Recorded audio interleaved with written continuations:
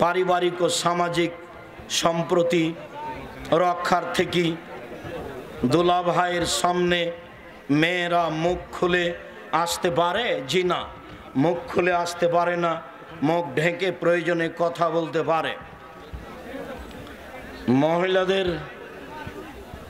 মহিলাদের জামাত, আমি একজন সরকারি চাকরিজীবী।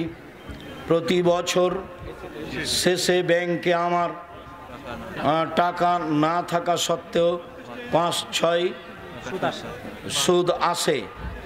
আমি তাহলে এই টাকার কি করব? যা আসে তা নিয়ে ছেলে মেয়েকে বলে রাখতে হবে, অসহায় পুরুষ নারীকে দিয়ে দিতে হবে, খাওয়া হারাম।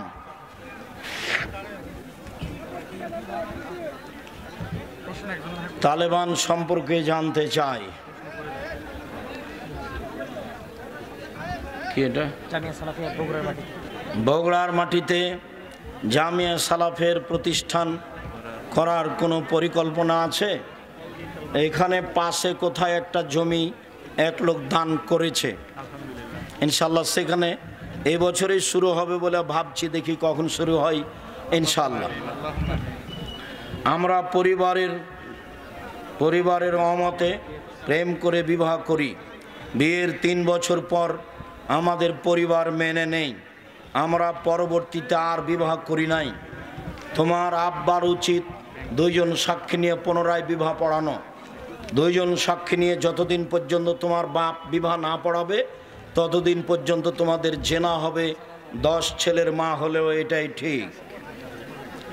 আমার প্রশ্নটা হচ্ছে, ব্যাংকে চাকরি করা হারাম, এর সত্যতা আমি অকপটে স্বীকার করি, কিন্তু যদি এটা সত্যি হয়ে থাকে তাহলে এখানে টাকা জামানত বা ব্যাংকে রাখা, জি, ব্যাংকে চাকরি করা আর টাকা ব্যাংকে রাখা দুটো এক নয়। খুশিতে মাসে মাসে টাকা উঠাবেন ব্যাংক থেকে, লোন নিয়ে বাড়ি করবেন, আর নিরুপায় হয়ে টাকা ব্যাংকে রাখবে সুদমুক্ত অবস্থায়, দুটো এক কী করে আপনি ভাবলেন? নামাজের ভিতর যদি এক আয়াত থেকে অন্য আয়াতে চলে যাই তাহলে কি নামাজ হবে? জি হবে, কোনো সমস্যা নেই, এবং তাতে সহসিজদা দিতে হবে না। দেখিও কি লেখা আছে। আমরা রড মিস্ত্রি কাজ করি, কাজ শেষে কিছু 60 রড বাঁচে, ওগুলো মহাজনকে না বলে বিক্রি করি।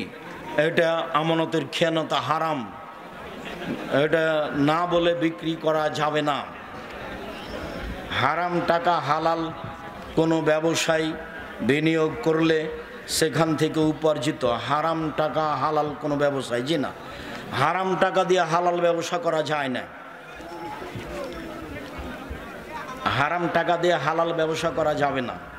স্বামী মারা গেলে স্ত্রী নাকফুল পরতে পাবে না, এটা হিন্দুদের নীতি। স্ত্রীর ওই সময়ে নাকে কানে পরনে যা আছে তাই থাকবে, খুলতে পাবে না। নতুন পরতে পাবে না 4 মাস 10 দিন, নতুন পরতে পাবে না 4 মাস 10 দিন, খুলে দিতে হবে, হিন্দুদের নীতি। ছোট বাচ্চাদের কালো টিপ পরানো যাবে কি? কোনো রহস্য থাকলে শিরক হবে।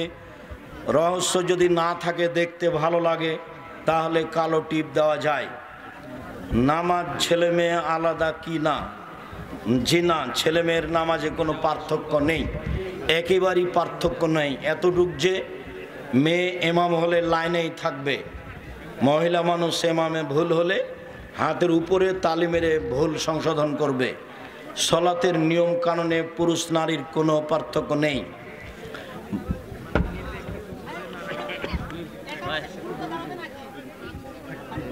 কি কথা এটা?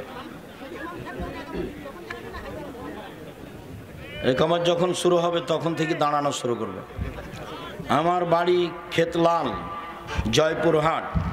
আমার প্রশ্ন, বিভিন্ন কোম্পানি থেকে বাকিতে পণ্য কিনলে কি সুদের অন্তর্ভুক্ত হবে? জি না, প্রতারণা যেন না থাকে।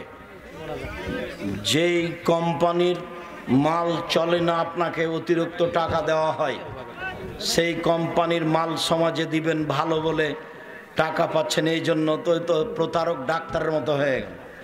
ও ডাক্তার তো জানে যে এর চেয়ে ভালো কোম্পানির ওষুধ আছে, তো ওই কোম্পানির ওষুধ লিখেছে তার প্রেসক্রিপশনে, যে তাকে টাকা দেয়, তো এর টাকা লস, ওর বাপের পড়ানো লস। তো প্রতারক ডাক্তার।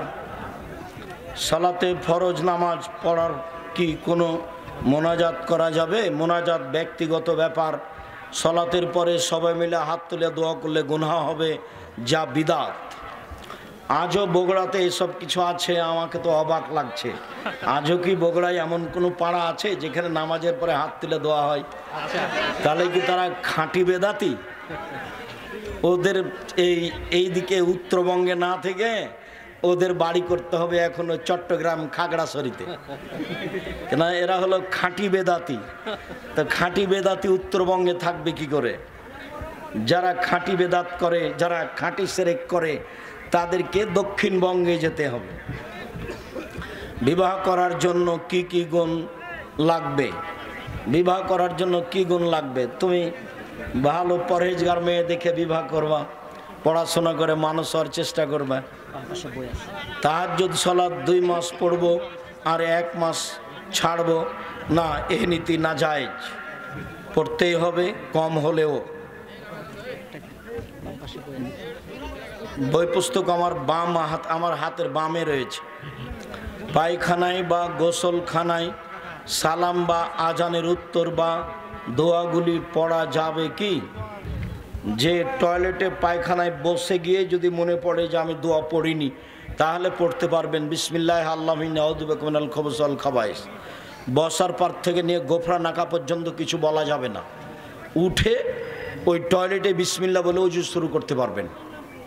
উঠে ওই টয়লেটেই ওযু শেষে দোয়া পড়তে পারবেন, আশহাদু আল্লা ইলাহা ইল্লাল্লাহ। মোবাইলে কল দিলে গান বাজে। ঝগড়া করে স্ত্রীকে 3 তালাক বলেছি, এক বৈঠকে 1000 তালাক বললে 1 তালাকই হবে।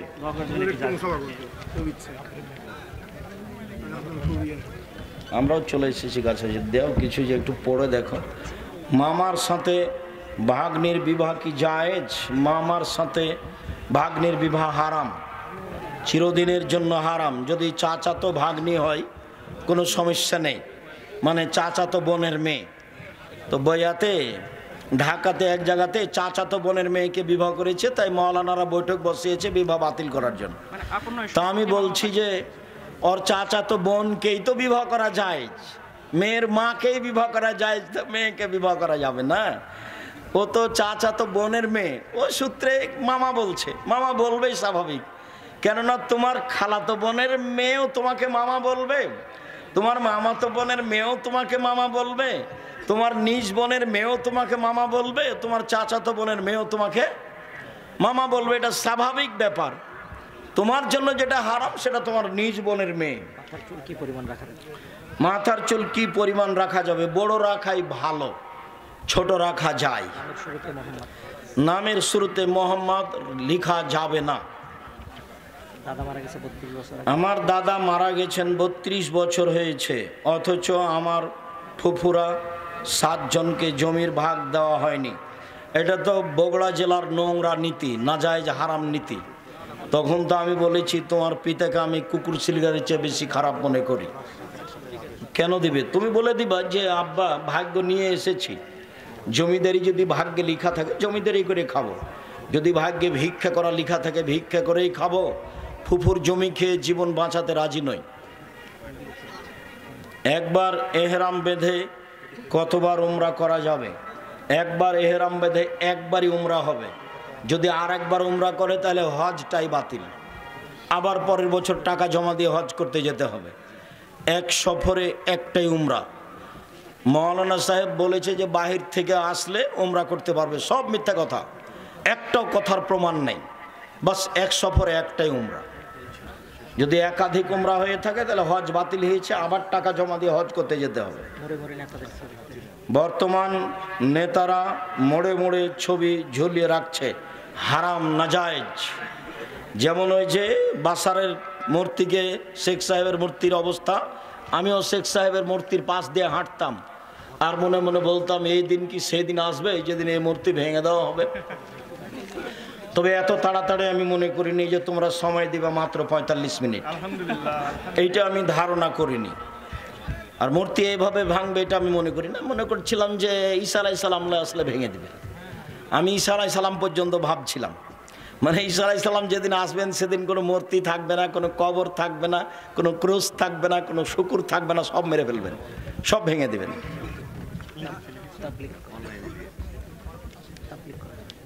তাবলীগ করা যাবে না যাবে, তাবলীগের প্রচার মাধ্যম প্রায় 60% মিথ্যে। তাবলীগ তো জরুরি, তবে মিথ্যাটা জায়েজ নয়। আর বাড়ি ছেড়ে যেতে হবে 3 মাস, সেটা তো হতে পারে না। 3 মাস আপনি বউ বেটিকে কাকে দিয়ে যাবেন? এ কোন কথা? আল্লাহর নবী বলছেন যে পাহারা দিতে হবে ছেলে মেয়েকে, পাহারা। তা আপনি পাহারা বাদ দিয়ে চলে গেলেন 3 চিল্লায় লন্ডন। ধর্ম এরকম নয়। ঘরের মধ্যে সামুদ্রিক শামুকের তৈরি মালা যদি মূর্তির মতো হয় রাখা যাবে না, মালা রাখাতে শামুকের কোনো সমস্যা নেই। অনলাইনে বিয়ে পড়ানো কি জায়েজ? ছেলে কবুল করবে এটা 2 জন সাক্ষী শুনবে, কণ্ঠ উঁচু করে দিয়ে যদি চলে হয় তাহলে চলবে, বিবাহ নাজায়েজ নয়। শুকরিয়া, জাযাকুমুল্লাহ খায়র। আল্লাহ আমাদের